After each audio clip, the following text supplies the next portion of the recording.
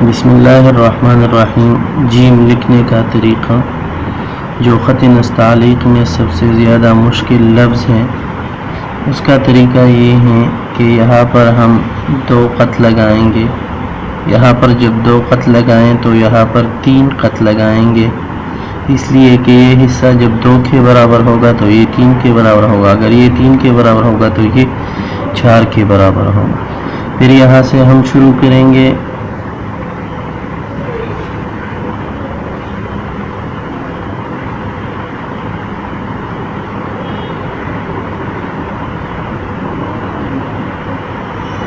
یہ جیم ہے۔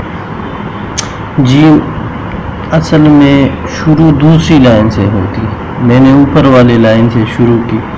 جیم کے سر کا اگلا حصہ آدھا قط یا 2 قط اور قدر آگے کی طرف ترچھا ہوتا ہے۔ یہ 2 قط کے برابر ہوتا ہے یا کبھی کبھی 1 قط کے بھی برابر ہوتا ہے، لیکن آگے کی طرف تھوڑا سا ترچھا ہوتا ہے۔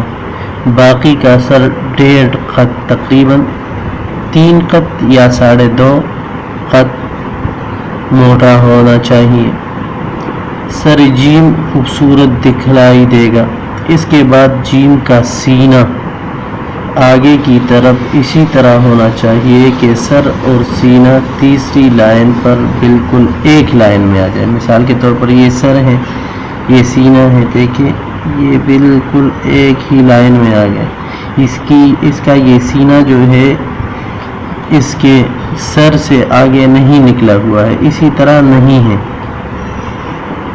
تیسرے لائن سے جیم کا نصف دائرہ یعنی دامن شروع ہوتا ہے، یہاں سے تیسرے لائن سے شروع ہوتا ہے، جو بتدریج پیچھے کی طرف گولائی کرتے ہوئے بیضوی شکل میں اس لائن پر ختم ہو جاتا ہے، اوپر کی طرف اٹھ جاتا ہے۔ لائن نمبر 3 پر ایک نوک کے ساتھ ختم ہوتا ہے۔ جیم کا درمیانی فاصلہ 3.5 قط ہوتا ہے۔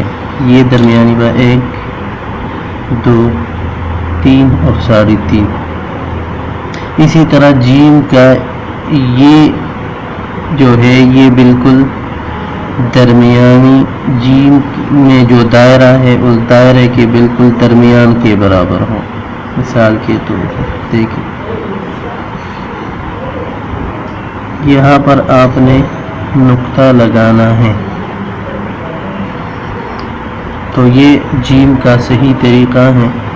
جیم پر آپ جتنا پریکٹس کریں گے یہ کم ہے، اور جیم کو پھر آپ اسی طرح لکھو گے۔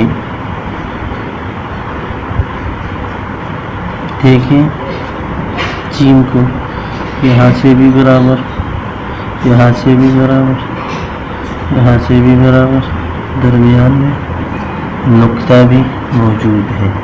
انشاءاللہ نیکسٹ ویڈیو کے ساتھ